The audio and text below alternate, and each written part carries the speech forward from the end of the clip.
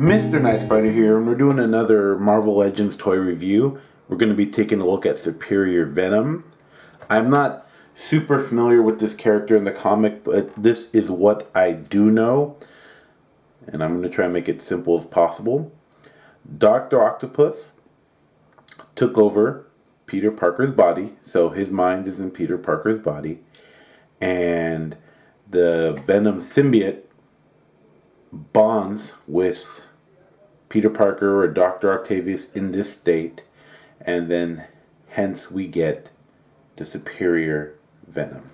First things first, let's take a look at the painting on this guy himself. If you look at the face sculpt there, see how they kind of put it kind of has a classic Spidey look, but they still managed to get the classic Venom look with the large teeth going on there. You got a web sculpted onto the head. Now that was not normally a Venom thing, but with Superior Venom, I guess that is what they went for. The actual design of the suit mimics the Superior Spider-Man suit as opposed to the standard Venom or standard Spider-Man suit. This is painted on. There's a little bit of they missed some parts there, but I mean it still looks good. I would still look at that and be like, that's because Venom, when he bonds with someone, it's never perfect. You know, it's not like symmetrical or whatever. So I can, whereas I know they missed some paint there, but I would still look at that and be like, oh yeah, that's acceptable for a Venom. So we got the classic Venom symbol here. What I really like, and I'm a sucker for the color, the blood red color, I like how they have this hint of red on his wrist. I think that's just really cool. I think that was like really what really sold me on this when I saw it. I'm like, ooh, look at that red. And then the rest is pretty standard black here. There's nothing much going on. They do, looks like a new sculpt for the feet. You get them like sharp toes, like Shaniqua hasn't clipped her nails in a while, but she's going to the nail saloon to get them did. I like how they have the hands like in a very menacing pose sculpt on these. That's really cool how they did that. Looks like he's up to no good. Now I'm not entirely sure in the comic if he's like goes hardcore like villain when he has this symbiote, or he's in control like Agent Venom. I haven't read enough about it to know, but I think it's a cool concept. Makes me want to look into it, especially having this figure. If you look on the back here, we have the tendrils. We have 4 tendrils. I'm not going to go through all the trouble taking them out, but I'll show you an example here. Is they each have their individual plug that fits in a specific spot. They're not articulated at all. They're just this what you see is what you get, but you just plug them in, and that's how they stay there. And you can see for yourself another example on the bottom, the individual plug shape. So you can't switch them up. That's where they're going to be. That's where they're going to go. Next thing I want to do is take a look at the articulation. The head is on a ball joint and a hinge. So you get up that far. You look down, pretty good amount. You got a butterfly joint, and then you got a shoulder rotation. Take these off so you can see it here. Sometimes with the butterfly joint, it's very difficult. Like you have to hold the butterfly joint to get a rotation that you want out of the shoulder. It doesn't make it bad. You got to be mindful of it.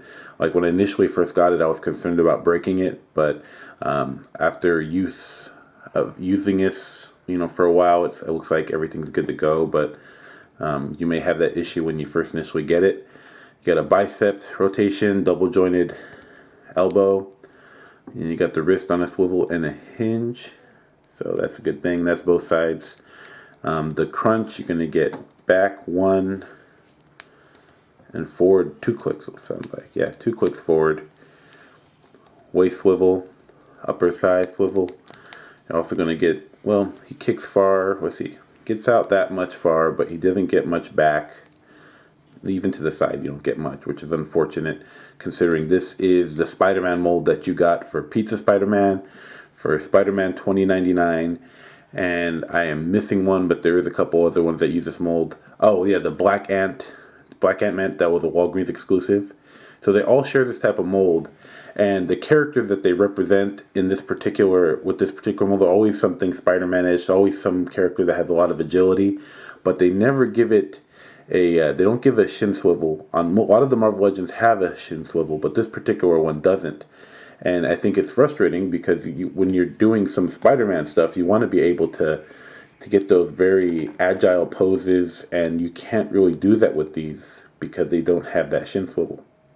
Now, some figures I can understand not having the shin swivel, like Hulk or Sentry or whatever, but in this particular case, it's important. Anyway, that's my rant on that. But here, back to this. I got a double jointed knee, or double hinged knee. You got the pivot on the foot. So overall, it's really good. Aside from that ongoing complaint that I'm getting with this particular figure, with this particular mold, I would say, not this figure, that whole shin thing. If you're going to have a Spider-Man mold, you need to have like a lot more points of articulation, especially in the legs area. Like, look, the fact that he can't go back is kind of ridiculous considering it's a Spider-Man mold. And the side is like nothing, and the same thing with the shin. So that is something I think they need to work on for future Spider-Man molds and get that formula correct. Because I have like an older Toy Biz Spider-Man, and he has more articulation than all this going on here. So minus, I like how they did the head better here. Overall though, as a figure, as a character, this is one of those characters that definitely piques an interest. If you don't know about him, you're definitely going to want to look into him.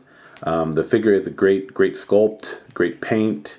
So overall, I'd say if you're interested in Venom, if you're interested in Spider-Man, if you like Marvel Legends, go ahead and go for it. I've been seeing this guy pop up a lot recently. When I got this guy, he was kind of hard to find. But now I'm seeing him at Walgreens. I'm seeing him at like multiple versions of him at like Target and stuff. So I would definitely give this guy a thumbs up if you're into it. And thank you for watching. So if you like the video, please share it. And if you share it, comment and subscribe. And this is the Nightspyder Collector signing out. Peace.